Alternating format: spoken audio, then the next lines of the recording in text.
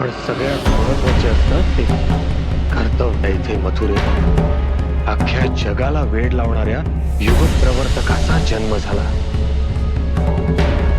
श्रीकृष्णाचा. ही पुण्यवान भूमी आहे. आता तुम्ही इथे आहात तर इथल्या काही चांगल्या गोष्टी शिकून घ्या. वेळ वाया घालवू नका आणि शक्यतो कोणाच्या नजरेस पडू नका.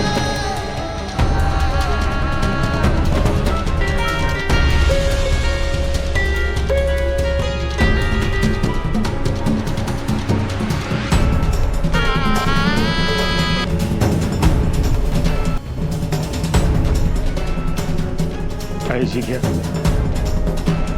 जी. येतो आम्ही.